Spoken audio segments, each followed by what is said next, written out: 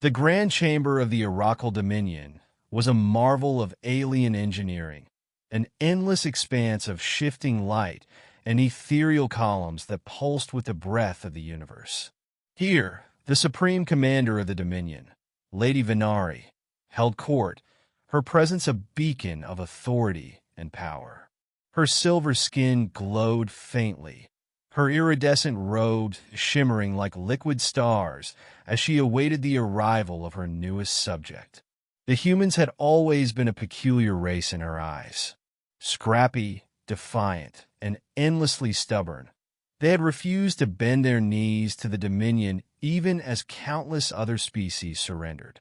The latest war had broken Earth's defenses, however, and now they had no choice but to submit. Yet, even in defeat, humans remained frustratingly defiant.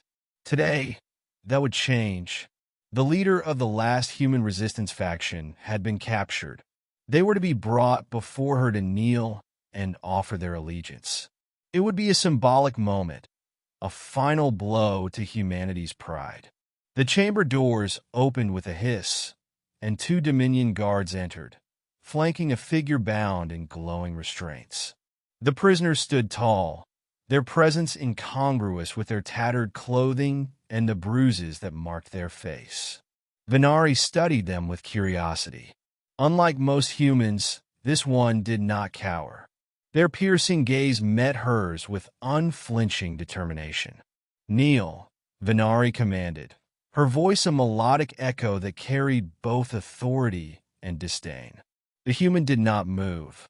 Instead, they tilted their heads slightly, a faint smirk playing on their lips. "You must be the great Lady Vynari. I'm disappointed.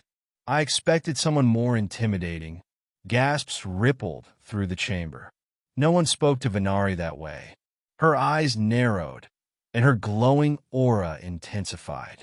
"You misunderstand your position, human," she said icily. "You are defeated. Your people are broken. You stand here because I allow it. Now kneel, or I will crush what remains of your resistance." The human chuckled softly. "You think this is victory? Killing a few billion, scattering the rest? You don't understand us at all. We're not defeated. We're just waiting. And when the time comes, you'll regret not finishing the job." Vynari's temper flared. She rose from her throne, her towering form looming over the human. "You dare threaten me? I could end you with a thought." The human smirk disappeared, replaced by a grim seriousness. "You could, but you won't. You need me. Otherwise, I wouldn't be here. So let's skip the theatrics. What do you really want?" For the first time in her long reign, Vynari hesitated. The human was right. The Resistance's leader had been impossible to track for years. This capture had been orchestrated too easily, almost as if. "You wanted to be here," she realized aloud. "Why?" The human's grin returned, more wolfish this time.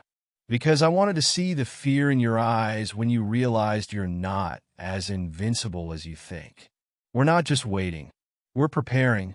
Vynari's silver skin dimmed slightly as doubt crept into her mind. This human, this defiant creature, was unlike any she had encountered. They weren't here to surrender. They were here to make a point.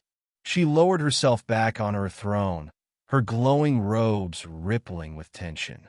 "You amuse me, human, but your bravado won't save your people." "Bravado," the human said with a laugh. "You think this is just talk? You haven't seen what we're capable of. You wanted me to kneel.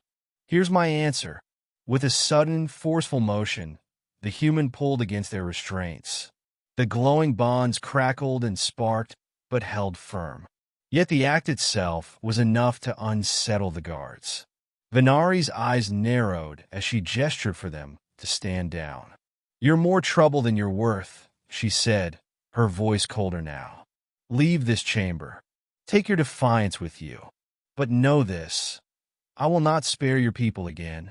The human inclined their heads slightly, not in submission, but in acknowledgement. "We'll see, Lady Vynari. We'll see." As they were escorted out, Vynari felt an uncharacteristic unease settle over her. She had expected victory to taste sweeter. Instead, she was left with the bitter realization that humanity's spirit, stubborn, unyielding, and maddeningly defiant, was a force even she could not easily crush.